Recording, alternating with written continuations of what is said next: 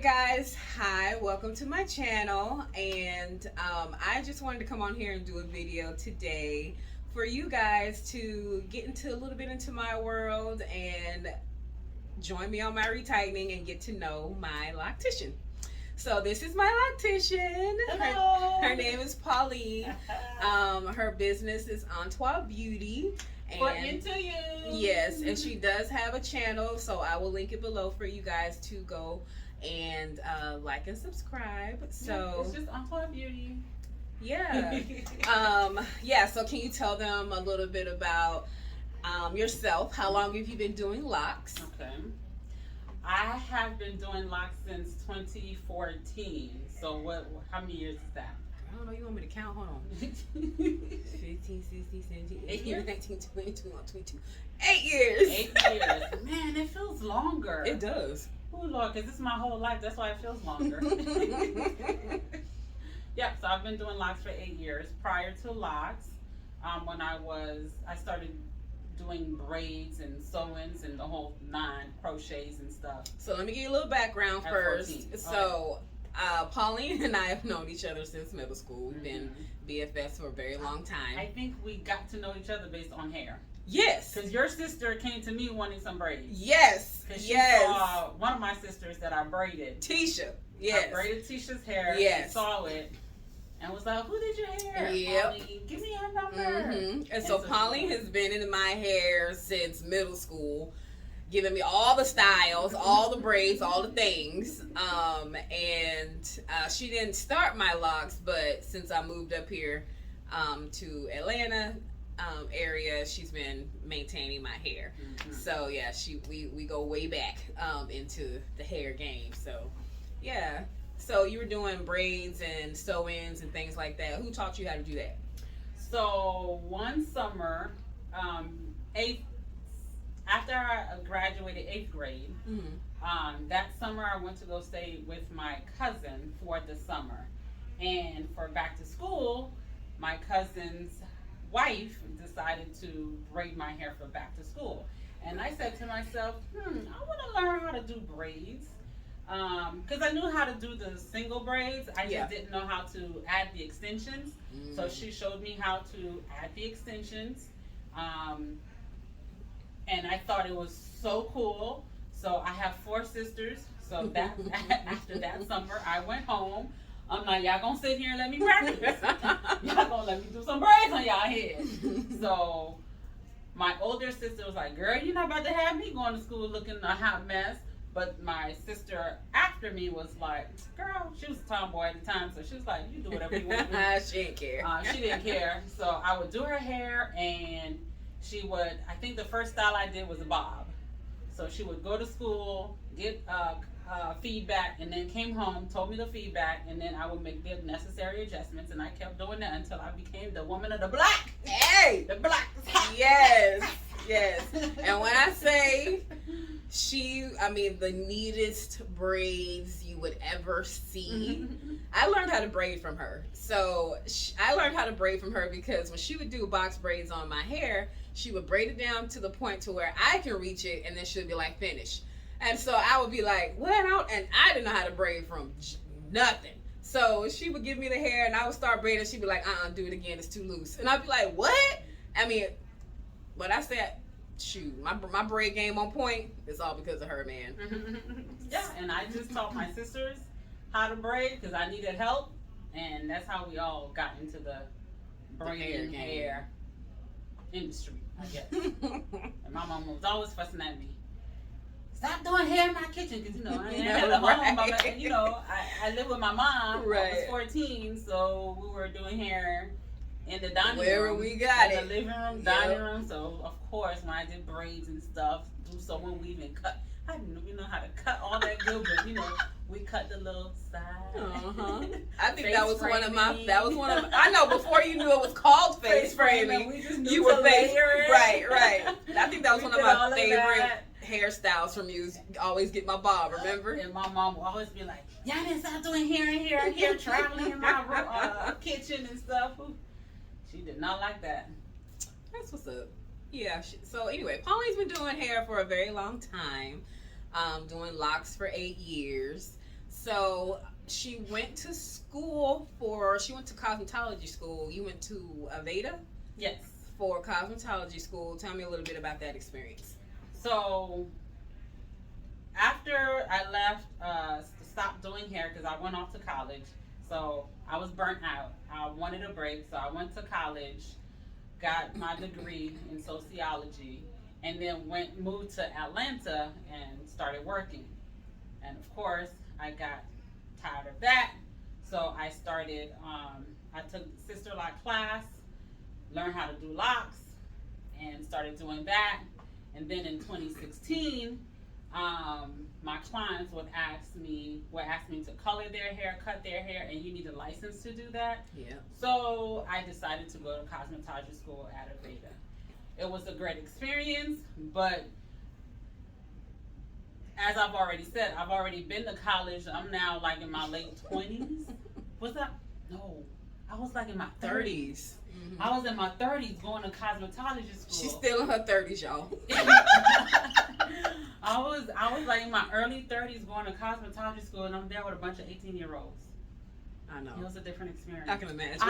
There were some older people, mm-hmm. some people my age, but the majority, because most people after they leave college, right? I mean, after they leave high school, either you go to college or you go to like a trade or whatever. Right. So some people did cosmetology school. So yeah, the difference was.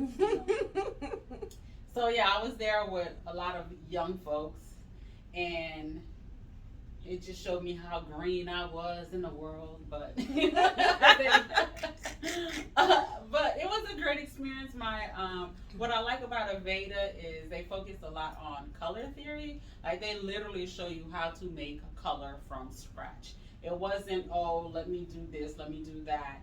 Take this brand. They had their own color brand, and literally, if someone wants fiery orange, red hair, you're gonna have to mix that color to get that. You're literally making everything from scratch. So I think that's where my love of color and everything came from. I enjoy, the whole cutting experience. Of course, you have different professors that were there, instructors that had their own skills. Some were like, I'm a cutter. Some were, I'm a color. You need color, I'm your guy. Right. You know what I'm saying? So it was I enjoyed it, but man, I was doing that. I had already quit my job in 2015, so I was literally doing hair full time and going to school full time. I didn't have any kids back then, so I was working like a dog. I was tired because I did the four-day track where you're there from literally 8 to 8. Wow. Yeah, or 9 to 8. I was there like 11, 12 all hours. All day. And then I would leave that, go home and do hair. Ooh, Lord. My gosh. So it was a lot, but I enjoyed the experience overall with cosmetology school. Mm-hmm. So what would you say is your, I would say the thing you love to do the most now? Because I know you do color, you cut, you of course retighten locks, you mm-hmm. install locks. What do you feel like is the thing that you love to do the most? Okay, so of course I love to do locks, but outside of locks, I'm a cutter. I love to cut. Okay. I love to cut. It's something about cutting hair, especially when I cut my hair. It's like, baby. Man, you got to go to her channel. Her hair was almost as long as mine, and she cut it into some short pixie cut. This hair now has grown out to this length because that's how short she cut it. Yeah, it's just the different look, the attitude that the person get. I just love it. I love it. So I would say cutting, and this is unpopular, but when it comes to locks, I love to do a good old overextended, long overdue retightening. I don't know what it is about it. It's just, to me, it's a miracle. I just love seeing the transformation, fro. right? Yeah, seeing a fro to then seeing parts. Yes. And seeing that, oh girl, you back. Right. And I did that. I did that. It just looks so good to see the transformation. So when people are like, oh, I'm 6 months out, that don't scare me because I'm just like, ooh, it's going to be fun. Right. It's a challenge. Mm-hmm. I love the challenge, bringing that thing back to life. So I That's say it's cool. unpopular because most people don't like to. If That's you're not very within true. 4 to 6 weeks, they ain't trying to touch your head. That's so I got true. one client who couldn't get in my books because she had to reschedule. So therefore, rescheduling with me is hard to get back in. Yeah. So she went to someone else trying to get her hair done. They basically just picked through her hair and was like, yeah, I'm not going to do it. Wow. They didn't want to touch her head. And at this point, she was like 11 weeks out. They didn't want to touch her head. Man. So she called me back. She was like, yeah, so I'm just going to have to wait till you're available because no one else want to touch my hair. I'm like, oh, okay. So what was it about her hair? Does she have hair that grows outside the lock? No, her hair is like beautifully locked, but it's just because she's been without a retightening for a while. Gotcha. So around the hairline, it be Right. looking like it's hanging by a string. Yeah. So I think that might have scared the person that it looked just so. Woo, Wow. you Yeah. know. Well. Wow. Okay. So your business is Antoine Beauty. Mhm. So that's not English. So let's go ahead and talk about that and what that means and how did you come up with that name? So Antoine Beauty is French for into Antoine. Antoine is into you or in you, so it's French for in you.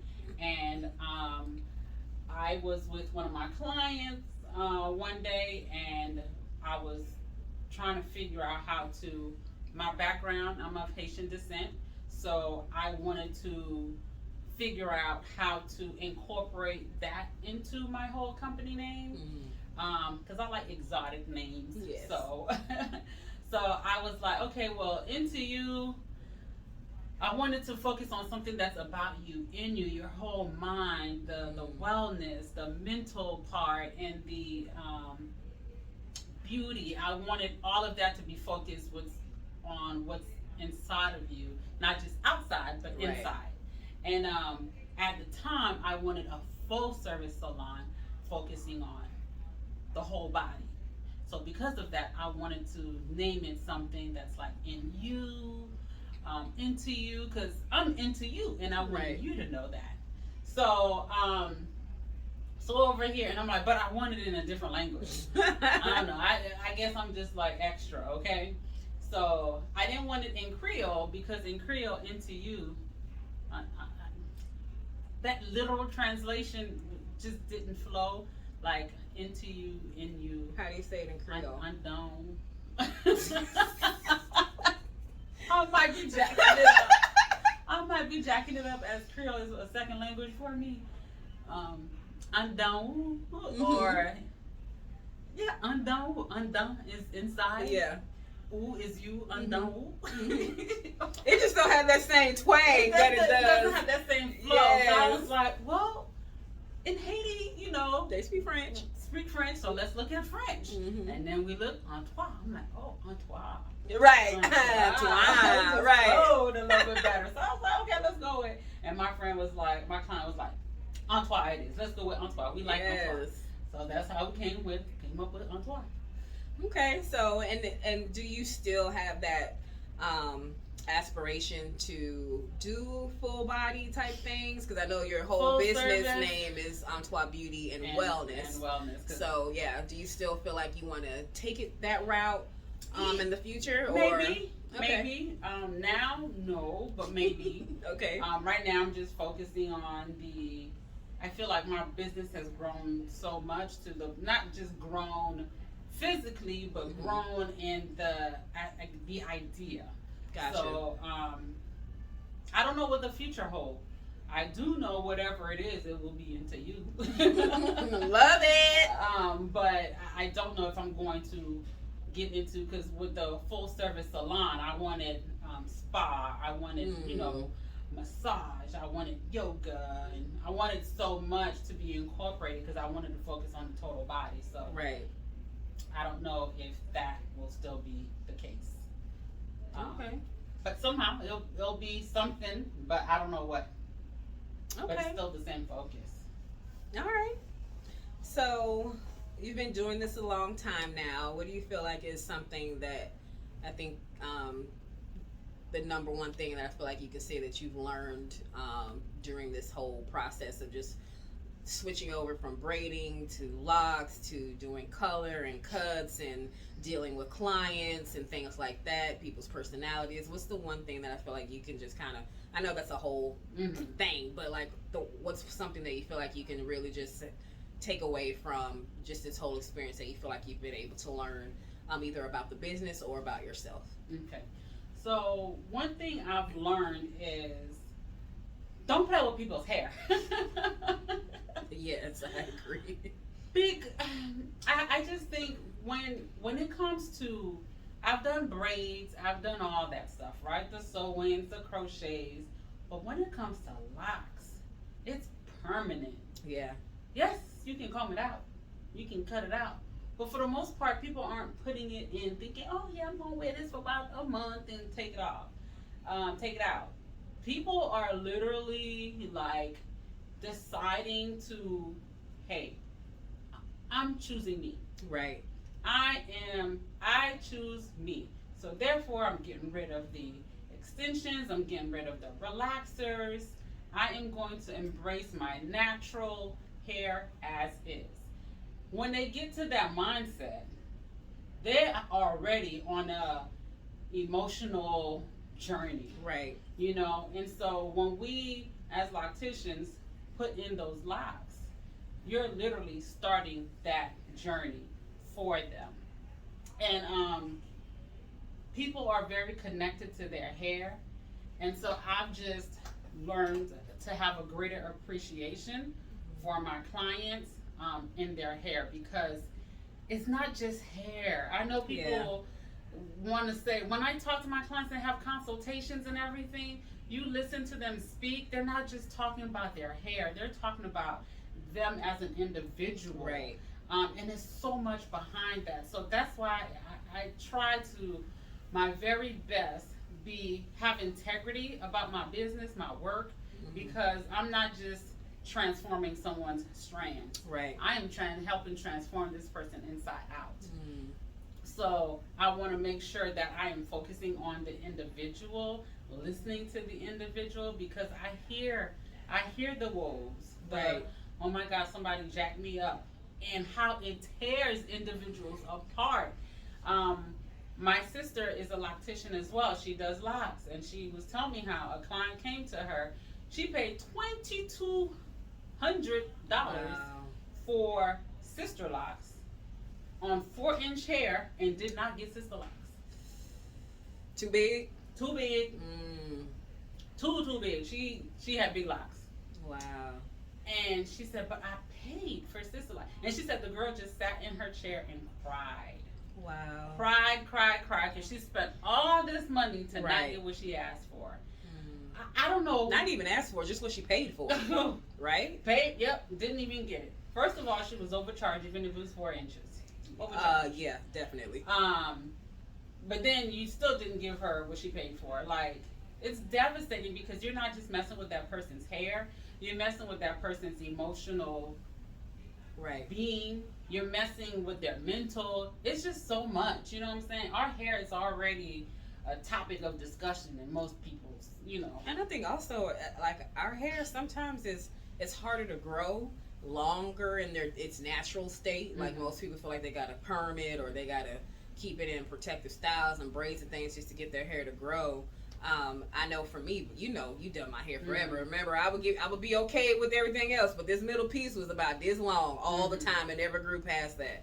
And so I think people just feel like, if they're taking this step, like you said, it's a whole body experience. It's not just their hair. So yeah, I feel you about just don't mess with people's hair. Like, it's so much more than just hair. Yes. And sometimes a lot of people don't understand that. And some folks out there just for your money. They just want your money. So they gon' whatever. Oh, you want sister locks? You want this? You want that? Okay, yeah. You telling them and slap some locks in your head. Yep, give my money and keep it moving. Right. So it's unfortunate. Another thing, her hair's cute.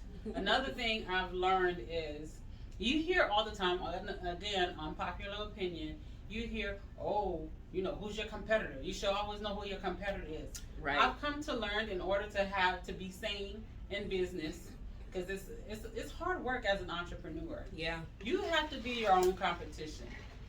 If what God has in store for you may not be what your competitors are doing. So if you're over here trying to keep up with the Joneses with your competitor, but God is saying, well, I want your business to focus on this. You will never get that because you've been constantly focusing on your competitor. Like, your competitor should be yourself. Just try to be better each day. Right. And then better thing is the day you were before. Yeah, better than the self before. Just try to be better each day.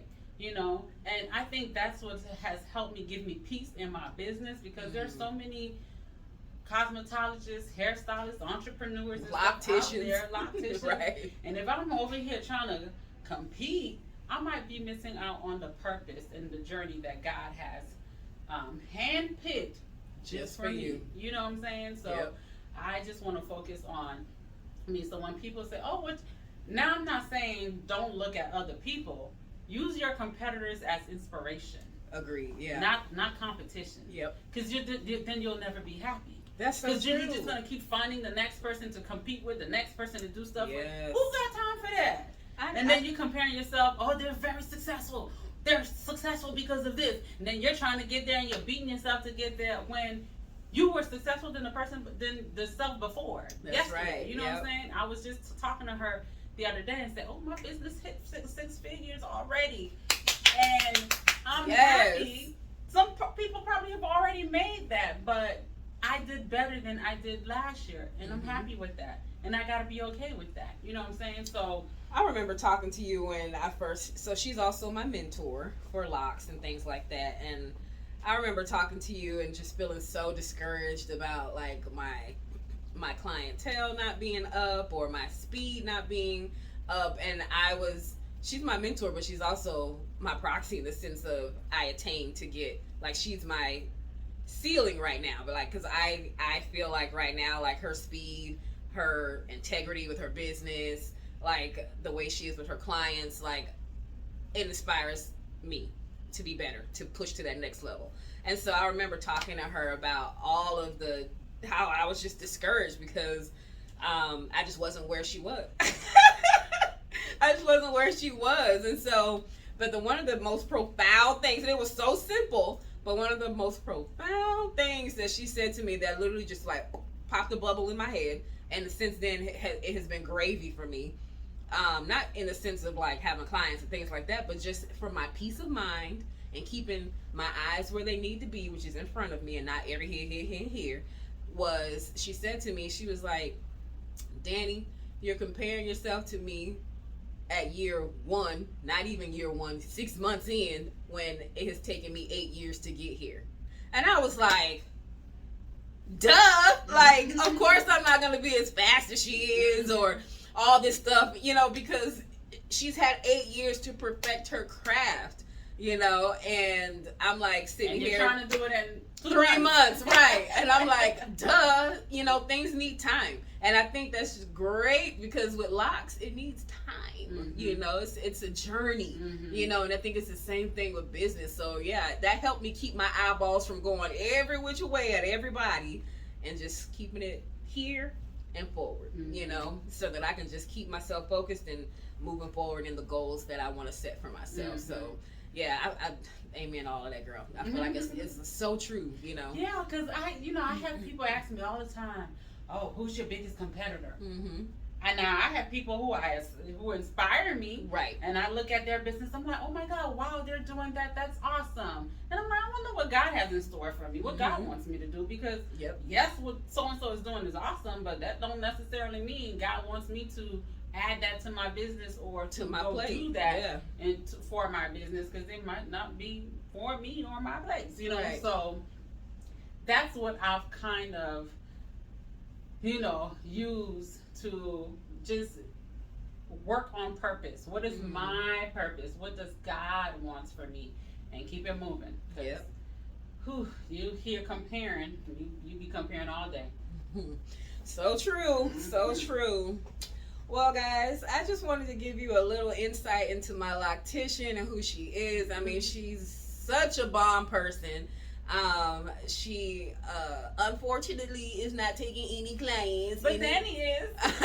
Yes, I am. She's not taking any new clients, but guys, I mean, she's, if you like me, it's because you'll love her, right? So thank you guys for coming to my channel and just coming and just having a vibe with us and getting to know my loctician and a little bit about her and her journey into this hair world. Again, I will link her channel below so that you can follow her as well. And yeah, we'll go from there. So until the next video, thanks guys. Bye. Bye. Subscribe to her channel. Don't forget. Oh yes, yes. Come here and subscribe to my channel. Like, share, all the things. all the above. Check, check, Yes. check. Thanks, guys. Bye.